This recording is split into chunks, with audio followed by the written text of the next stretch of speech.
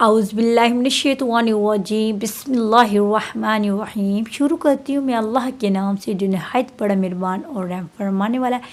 السلام علیکم میری یوٹیوب فیملیز، میرے پیارے ویوز، میری پیارے دیکھنے والے سب کو میرے سلام۔ آج بہت ہی خوبصورت سا اسلامی واقعہ جو میں اپنے بھائیوں کے، اپنی بہنوں کے لیے، سب کے لیے لائی ہوں، جس کو سن کر سب کا دل جو ہے نا ایمان تازہ ہو جائے گا۔ بہت ہی خوبصورت سا واقعہ ہے اور اینڈ تک ضرور سنیے گا، میری ویڈیو کو اینڈ تک ضرور دیکھیے گا۔ بہت ہی پیارا، یہ حضرت لوط علیہ السلام کا ہے، اور حضرت لوط علیہ السلام جو تھے نا، حضرت ابراہیم علیہ السلام کے خالہ زاد بھائی تھے، اور ان کے نسبتاً برادری بھی تھے، یعنی حضرت سارہ علیہ السلام کے یہ حقیقی بھائی تھے۔ تو اسلام میں مطلب مروی ہے کہ جو حضرت لوط علیہ السلام کی جو تھی نا قوم، اپنے وقت میں ایک بہت عبادت گزار تھی، اور جو شیطان تھا نا وہ حسد کرتا تھا کہ یہ اتنی عبادت گزار کیوں ہے۔ تو شیطان پتہ کیا کرتا تھا، جب یہ لوگ نہ کام پہ چلے جاتے تھے تو وہ ان کے گھر کا سامان نہ بکھیر کے چلا جاتا۔ اب وہ بیچارے جب کام سے واپس آتے، ان کے گھر کا سامان جو تھا نا وہ سارا بکھرا ہوا ہوتا۔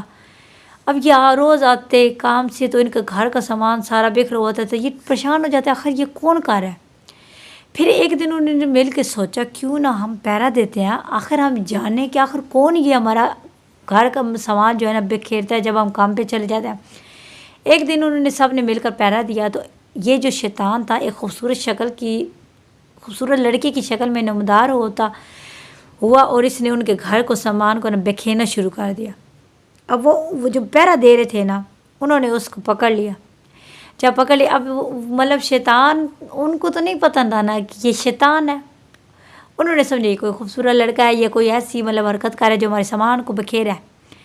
اب شیطان کیونکہ شکل وہ چینج کر لیتا، کیونکہ انہیں نہیں علم تھا کہ یہ لڑکا ہے یا شیطان، کیونکہ وہ تو شیطان تھا جو ایک خوبصورت لڑکی کی شکل میں آ جاتا۔ خیر انہوں نے نا اس لڑکے کو نا پکڑ لیا، انہوں نے کہا کہ ہم اس کو سزا دیں گے تاکہ یہ آئندہ سے نا ہمارا گھر کا جو سامان نہ بکھیرے۔ لیکن کیا ہوا کہ ٹائم کافی ہو گیا تھا، تو انہوں نے کہا کہ وقت کافی ہو گیا، بیچارہ لڑکا اکیلا، کہا ہم اس کو چھوڑیں۔ انہوں نے کہا چلو آج اس کو نا رات نا اس کو ادھر ہی رہنے دیتے ہیں، صبح پھر اس کو ہم بھیج دیں گے۔ خیر انہوں نے نا رات اس کو نا اپنے پاس رکھ لیا۔ اب وہ نا جب سونے کا وقت آیا نا، سب سو گئے، انہوں نے ایک بندے کو نا اس کے ساتھ سلایا کہ آپ نا اس کے ساتھ سو جائیں۔ اب جو آدھی رات کا ٹائم ہوا اور سارے سوئے ہوئے تھے، اب یہ جو تھا نا اس نے نا مطلب رونا شروع کر دیا۔ خیر وہ بندہ اٹھا، اس نے پوچھا کہ کیوں رو رہے ہو تم؟ اس نے کہا کہ مجھے نا ایسے نیند نہیں آتی بھائی، مجھے نا جب مطلب نیند آتی ہے نا، میرے پاپا جو ہے نا بابا، وہ مجھے اپنے نا سینے پہ نا لٹا کے سلاتے ہیں۔ خیر اس بندے کو اس کے ترس آ گیا، بھائی بچہ ہے، بھائی شاید وہ ایسے ہی سوتا ہوگا۔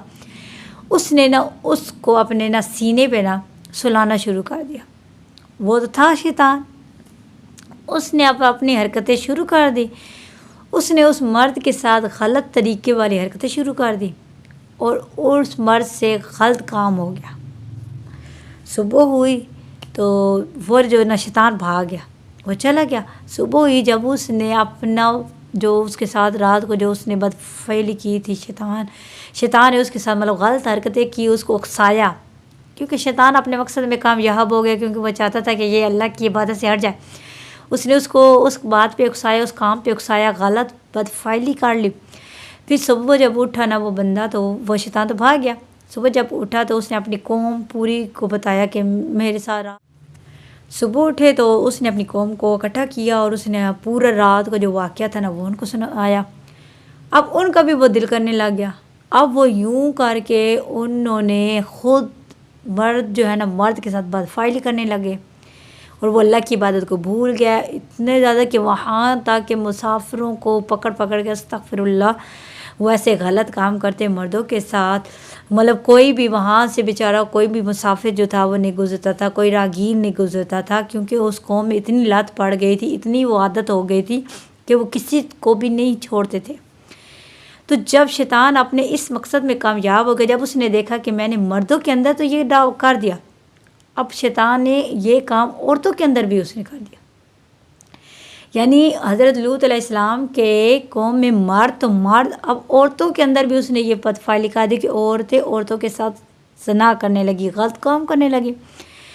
اس طرح حضرت لوط علیہ السلام اپنی قوم سے بہت زیادہ پریشان تھے کہ میری قوم کا کیا حال ہوگا. وہ اتنے پریشان ہو، مطلب وہ کوئی بھی راگیر جو تھا نا وہ وہاں سے گزرتا اس کو پکڑ لیتے اور اس سے بدفعلی کرتے. تو حضرت لوط علیہ السلام نے اپنی قوم کو بہت اسلام کی راہ پہ لانے کی کوشش کی، لیکن وہ نہیں مانے. انہوں نے حضرت لوط علیہ السلام کو کہا کہ آپ اپنے راستے پہ چلیں، ہم اپنے راستے پہ چلیں گے، آپ اپنا کام کریں، ہم اپنا کام کریں. مطلب یہ کہ حضرت لوط علیہ السلام نے بہت کوشش کی اپنی قوم کو راستے پر لانے کے، سیدھے راستے، لیکن وہ نہیں مانے. انہوں نے وہ کام نہیں چھوڑا. مرد مردوں کے ساتھ بدفعلی کرتے، عورت عورتوں کے ساتھ بدفعلی کرتے. استغفر اللہ. ان کا یہ سلسلہ یوں چلتا رہا. حضرت لوط علیہ السلام نے جب دیکھا تو وہ بہت پریشان ہوئے. وہ اللہ سے دعا کرتے رہتے کہ یا اللہ میری قوم کو ہدایت دے، یا اللہ میری قوم کو ہدایت دے.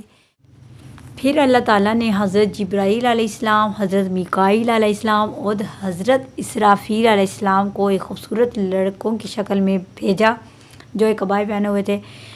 اب وہ جب گزر رہے تھے تو حضرت لوط علیہ السلام اپنے کھیتوں میں کام کر رہے تھے. تو حضرت لوط علیہ السلام کی ان پر نظر پڑی. انہوں نے پوچھا کہ آپ اتنے خوبصورت ہیں، میں نے آج تک آپ کو پہلے کبھی نہیں دیکھا. تو انہوں نے کہا کہ ہمارے مالک نے ہم کو بھیجا ہے کہ اس جو مدثر زمین کے جو مالک ہیں ان کے پاس جانے کو. تو انہوں نے کہا کیا آپ کو نہیں پتہ کہ یہاں کے لوگ جو ہے وہ بدفعلی کا شکار ہو چکے ہیں، تو وہ کسی کو بھی، راگیر مسافر کو بھی نہیں چھوڑتے. تو انہوں نے کہا ہمارے مالک نے ہمیں فرمایا ہے کہ اس وہاں کے مالک سے جا کے ملو. تو ہمارے مالک نے ہمیں بھیجا، یعنی اللہ پاک نے ان کو بھیجا تھا نا. تو اس وجہ سے پھر وہ حضرت